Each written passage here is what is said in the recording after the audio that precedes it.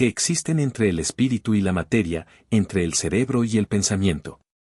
También por otra parte, hay muchas otras formas de plantear la cuestión. Por ejemplo, ¿cuáles son las relaciones que hay entre la voluntad y el poder? Aquí la voluntad es el espíritu, el pensamiento, y el poder es aquello que es posible, el ser, la materia. Y, en efecto, también tenemos la cuestión de las relaciones entre la existencia social y la conciencia social. Aquí hallamos, por tanto, que la cuestión fundamental de la filosofía se manifiesta bajo diferentes aspectos y se nota muy bien que importante es reconocer siempre la forma como se plantea esa cuestión de las relaciones entre la materia y el espíritu, porque sabemos que solo puede haber allí dos respuestas para la cuestión. 1. Una respuesta científica. 2. Una respuesta no científica. Capítulo B. Idealismo o materialismo. Es así, en efecto, como los filósofos se han visto precisados a tomar una posición en esta trascendente cuestión.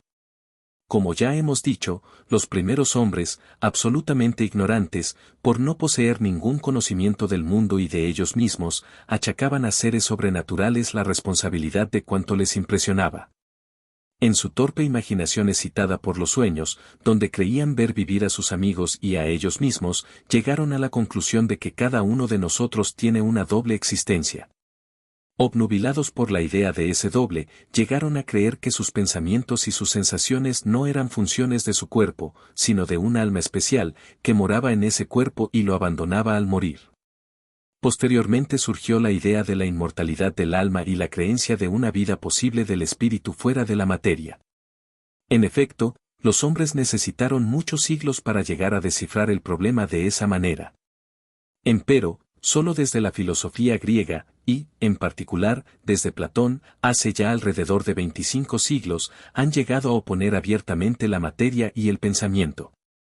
Hacía mucho tiempo, sin duda, que mantenían la suposición de que el hombre continuaba viviendo después de la muerte en forma de mal, pero se imaginaban a esta alma como una especie de cuerpo transparente, ligero y no en forma de pensamiento puro. Por la misma causa, creían en dioses, seres más poderosos que los hombres, pero lo suponían en forma de hombres o de animales, es decir, como cuerpos materiales. Fue más tarde, cuando las almas y los dioses, después el Dios único que ha reemplazado a los dioses, los concibieron como puros espíritus. Y así fue como se llegó entonces a imaginar que hay en la realidad espíritus que tienen una vida absolutamente específica, totalmente independiente de la de los cuerpos, y que no necesitan cuerpos para existir. Andando el tiempo, esta cuestión se planteó de una forma más precisa con respecto a la religión, de esta manera. El mundo fue creado por Dios, o existe desde toda una eternidad. Los filósofos se dividían en dos grandes campos, según la contestación que diesen a esta pregunta aquellos que, adoptando la explicación no científica, admitían la creación del mundo por Dios, afirmaban que el espíritu había sido el creador de la materia, formaban en el campo del idealismo.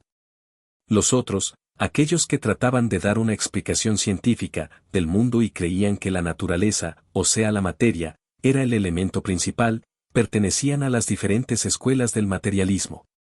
Originalmente, esas dos manifestaciones, idealismo y materialismo, no significaban más que eso. En consecuencia, el idealismo y el materialismo son, pues, en realidad, dos respuestas diametralmente opuestas y contradictorias a la cuestión fundamental de la filosofía. Por tanto, el idealismo es la concepción no científica, mientras que el materialismo es la concepción científica del mundo. Más adelante se verán las pruebas de esta afirmación, pero podemos afirmar, desde ahora, que se comprueba bien en la experiencia que existen cuerpos sin pensamiento, tales como las piedras o los metales y la tierra, pero que, sin embargo, no se descubre nunca la existencia del espíritu sin cuerpo. Como fin de este capítulo, y llegando a una conclusión sin equívoco, vemos que las respuestas a esta cuestión, ¿por qué piensa el hombre?, solo pueden ser dos, del todo diferentes y totalmente opuestas. 1. El hombre piensa porque tiene alma. 2. El hombre piensa porque tiene cerebro.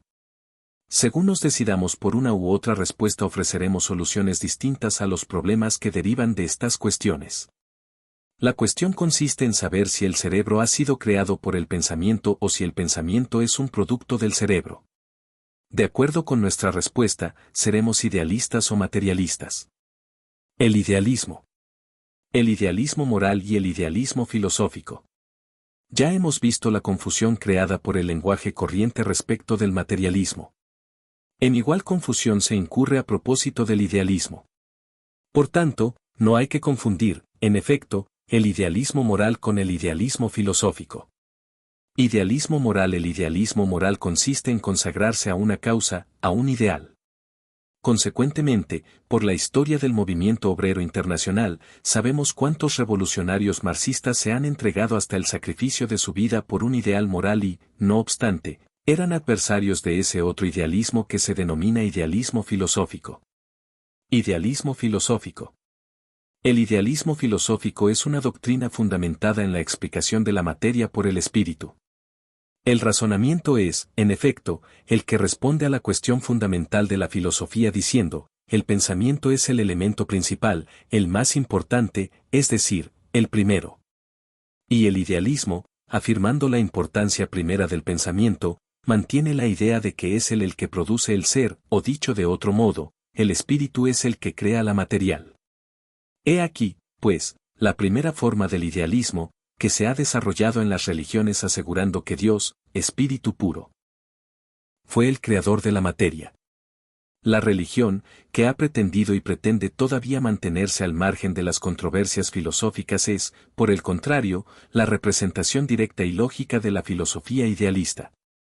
En efecto, como la ciencia cuestionó en el transcurso de los siglos, hubo necesidad de explicar la materia, el mundo, y todas las cosas, de otro modo que por Dios únicamente. He aquí que desde el siglo XVI, la ciencia empieza a explicar los fenómenos de la naturaleza sin tomar en cuenta a Dios y haciendo caso omiso de la hipótesis de la creación. Para combatir mejor estas explicaciones científicas, materialistas y ateas, era necesario llevar más adelante el idealismo e inclusive negar la existencia de la materia.